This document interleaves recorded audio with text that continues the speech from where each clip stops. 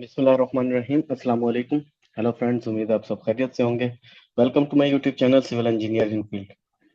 Last उसके अंदर जैसे कि आप जानते हैं कि हमने असफाल्ट वर्क के बारे में स्टडी किया, और आज की वीडियो में कुछ रिमेनिंग क्वेश्चंस हैं असफाल्ट से रिलेटेड, कंक्रीट से रिलेटेड।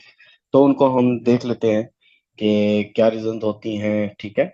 और ये भी क्वालिटी से रिलेटेड चीज़ें हैं, तो आपके लिए इसमें ये फायदेमंद होगा। तो वीडियो को एंड तक देखिएगा। तो वो कहते हैं रीजन बिहाइंड क्रैक्स। तो आप कंक्रीट पोरिंग जब आप करते हैं तो आपको पता है उसके बाद जो है ना बाजू का क्रैक्स पेयर हो जाते हैं। वो रूफ हो, फाउंडेशन हो, कुछ भी हो, और क्वालिटी अगर ये चीजें देख ले तो वो रिजेक्ट कर देते हैं। बहुत सारी रीजंस होती हैं क्रैक्स क्यों आते हैं उसके बारे में। एक तो क्योरिंग प्रैक्टिस सबसे इंपॉर्टेंट, क्योंकि बहुत साइट के ऊपर आप ये चीज देखने को मिलेगी। आप जब साइट पर जाएंगे कंक्रीट डाल के, उसके बाद कंस्ट्रक्शन टीम उसको फॉलो नहीं करती है। क्योरिंग एक मरतबा करेंगे, उसके बाद नहीं करेंगे। और एक्सट्रीम वेदर हैं, जैसे सऊदीया का तकरीबन एक्सट्रीम वेदर है, तो यहाँ पर आपको पता है पानी की बार बार जरूरत है, ठीक है। तो अगर हम नहीं डालेंगे तो वहां पे क्रैक्स अपीयर हो जाते हैं, और वो बेस पे आपका एनसीआर भी जनरेट हो सकता है, सब कुछ है। सो सबसे पहले है पुअर क्योरिंग प्रैक्टिस। क्योरिंग नहीं की जाती। उसके अलावा डिजाइनिंग अगर आपकी ठीक नहीं है, आपने जो वाइब्रेटर वगैरह है वो सही यूज नहीं किया, सेग्रीगेशन हो जाएगी, तब भी आपके क्रैक्स आएंगे। उसके अलावा जो है रिबार की जो कवर है, रिबार कवर कम था, उस सूरत में भी हो सकता है। कंक्रीट की क्वालिटी अच्छी नहीं थी, तब भी हो सकता है, ठीक है। और जो हमारी फॉर्मवर्क हमने लगाई हुई थी उसका मूव कर जाना, उस सूरत में भी क्रैक्स प्रोड्यूस हो सकते हैं, ठीक है। और वाटर सीमेंट रेशियो जो है, अगर पानी हम ज्यादा डाल दें, हम मोस्टली ऐसा होगा साइट के ऊपर जो है अपने काम को जल्द से जल्द खत्म करने के लिए जो फोरमैन या वो उधर के साइट इंजीनियर्स वगैरह कोशिश करते हैं कि पानी डाल के उसको जल्द से जल्द पोरिंग की जाए और वहां से मतलब खत्म किया जाए और निकला जाए। तो इस सूरत के अंदर भी ये चीजें पॉसिबल हैं, ठीक है। उसके बाद वो कहता है what is the initial setting time of concrete mix.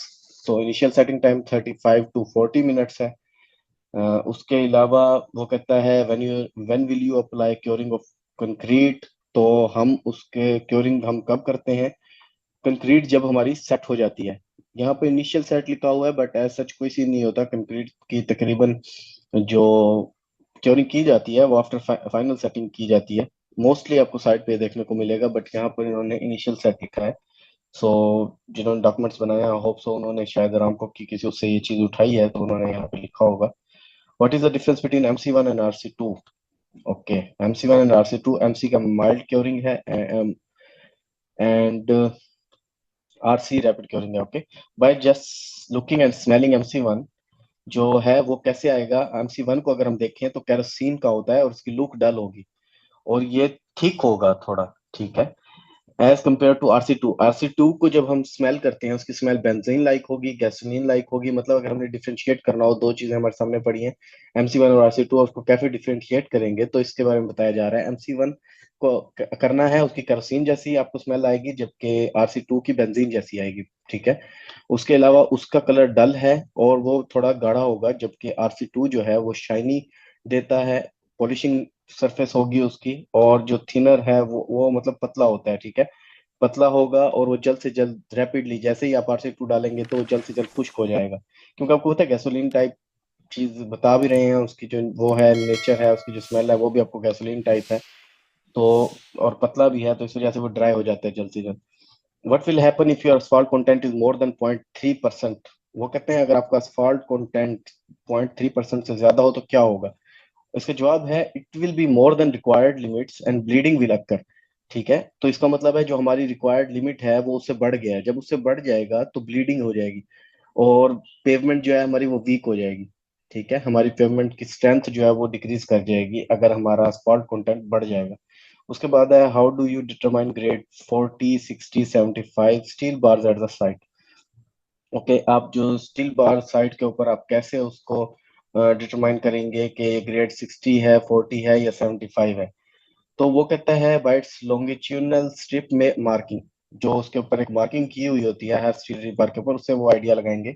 Grade 40 के ऊपर वो कहता है no marking between the longitudinal strips. तो जो ग्रेड 40 है उसके ऊपर कोई नहीं की जाती। ग्रेड 60 के ऊपर one line between the rib of the steel, एक लाइन रखी जाएगी, जबकि ग्रेड 75 के ऊपर two line between the ribs of steel. Okay, so मैं इसके इसके थोड़ा सा एलेबोरेट करते हैं। वेट अ सेक, पहले हम एंड तक जाते हैं, उसके बाद हम इसको थोड़ा एलेबोरेट एलेबोरेट करते हैं। उसके बाद है minimum length of spice splicing of rebars. Okay, minimum length क्या होगी, ये फार्मूला है। मिनिमम कितना होना चाहिए, वो 40 डी होना चाहिए, डायमीटर ऑफ मतलब 40 डी। डी क्या है, डायमीटर ऑफ द रिबार है। उसके अलावा water and with total dissolve solids TDS of 10,000 ppm और मोर। तो ये क्या होगा, वाटर जिस पानी के अंदर टीडीएस क्वांटिटी जो है वो 10,000 हो या इससे ऊपर होगी तो ब्रैकिश वाटर होगा। ठीक है। उसके बाद नीचे ये फेंस वर्क है, तो हम नेक्स्ट वीडियो में इसको कवर करेंगे। अभी हम बात कर लेते हैं कि ग्रेड, जो अभी आपने पढ़ा कि ग्रेड 60 और ग्रेड 40। Wait a second. तो सॉरी फॉर दिस। अच्छा जी, हम कहाँ थे, हाँ जी, हमने चेक किया है उधर, आपने देखा कि साइड के ऊपर हम उसको कैसे चेक करेंगे। तो रिब की बात हो रही है, लॉन्गिट्यूडनल रिब। ये देखें, जो स्टील के ऊपर डिफॉर्म्ड स्टील आता है, आपको पता है स्टील इसलिए आता है कि वो कंक्रीट के अंदर एग्जैक्टली मतलब के रेजिस्टेंस भी पैदा करती है, जो इसके ऊपर ये डिफॉर्म शेप होती है ना।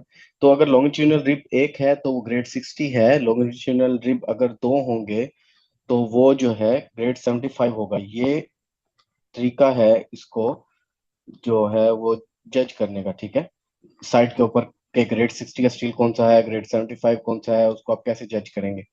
सो that's all for today's video, thank you so much for your time. हम नेक्स्ट वीडियो में फैंस के बारे में स्टडी करेंगे, और हमको स्टैंडर्ड्स के मुताबिक कितने किस्म की फैंस होती हैं। So that's all for today's video, thank you so much for your time. Take care, bye bye, अल्लाह हाफिज।